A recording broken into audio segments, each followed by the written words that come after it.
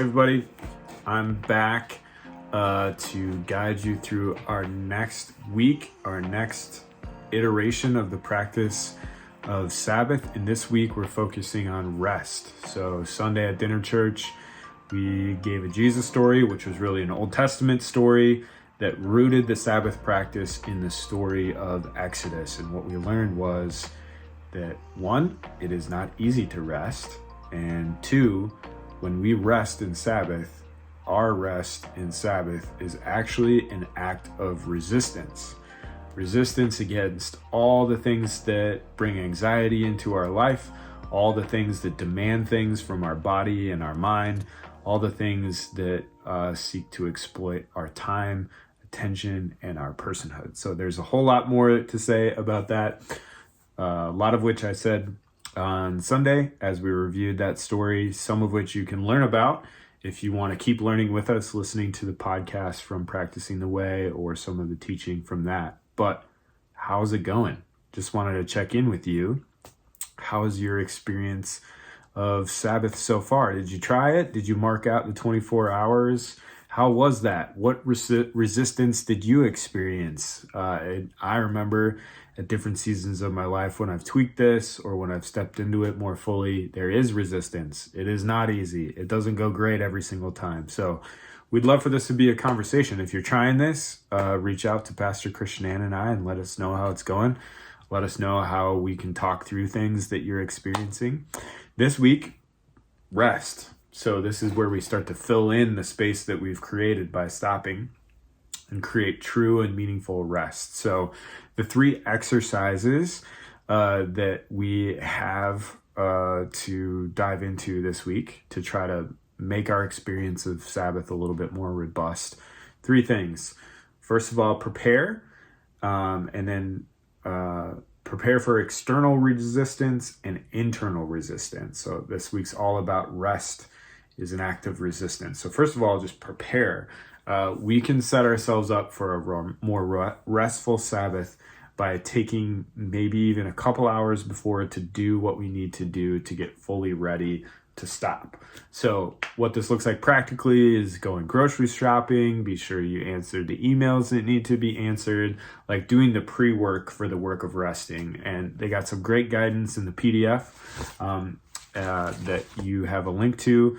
Read through that and decide in your life what this looks like. For us last week, this looked like a family trip to the grocery store to get what we needed for the week so we didn't have to scramble, or for the next 24 hours so we didn't have to scramble and grab those things. Usually there's a quick trip to the grocery store or something to get what we need. So prepare.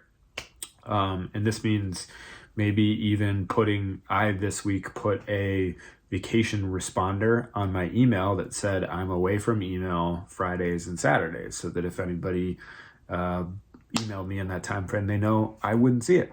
So maybe you can do something similar. Maybe that's even a little rambunctious, a little rebellious for you in your work context. It might push some buttons or create some good conversations around work boundaries. So the first is prepare. You can do that. Second exercise is to prepare for external resistance. Now, I invite you to check out the teachings for this week, which I'll put in a link to this video or this podcast if you're listening to it, that share more about how Sabbath is resistance. I talked about that Sunday as well if you want to check out our podcast. But basically, there are like modes of connection that we have to the world that if we're not careful, they can exploit us. So a great example of this, easy one to share, is social media or your phone. So social media exploits your attention all the time. It monetizes your attention all the time. It monetizes my attention all the time with all of those Facebook and YouTube reels that I get caught in watching. If you want to create for a space for deep rest, you've got to kind of cut those things off. Whatever those things might be. So it might be entertainment, it might be sports, it might be social media, it might be your email.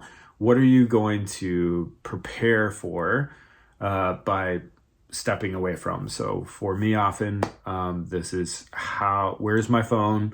Is it off? Is it away from me? So as we've reapproached Sabbath this time, even this last practice, I just totally turned it off and put it in another part of the room. Maybe that's not the practice you feel drawn to, but that's the spirit of this exercise, to remove the pathway, a place in your life where you might, someone might exploit your attention, essentially. The third exercise, and that is preparing for internal resistance. So there's external resistance. Our world doesn't really get Sabbath. It doesn't really embrace a restful experience for you. So you kind of have to fight for that boundary. And then what happens is sometimes not just external resistance, but internal resistance too. That means that once you create the space for quiet, for rest in your own life, there might be an internal life in your body that starts to kind of ramp up, and some questions that you have, some doubts that you carry, some fear of where you're at in your relationship with God, or your relationship with your family, or your relationship with others. There are all sorts of strong emotions that might come up once you've created space to actually experience those emotions. So the task here is to actually name those emotions, to actually articulate what those emotions are, and then let them come over you like a wave, and see Sabbath as the space to actually experience the deepest emotions that come along with our life of toil and struggle. So again, this Sabbath practice material has a great exercise for you to go through, and I'd encourage you maybe even to just carve out 30 minutes in your Sabbath space that you've created this upcoming week to go through this practice, because it goes deeper than just naming the emotion. The next question it asks is, what's under that emotion? What's got me anchored in that emotion? Why am I experiencing it? What are the attachments that are behind that emotion? And when we get to that place, we can begin to emotionally detach and release those fears, and do that in the presence of God. So great exercises this week. Prepare for Sabbath, cut off external resistance, prepare for internal resistance. And I hope that this enriches your Sabbath experience. This is a really fun journey. I hope it's life-giving to you so far. Keep at it with us. And I think over the time that we commit to this, there will be a really beautiful habit that develops. Peace.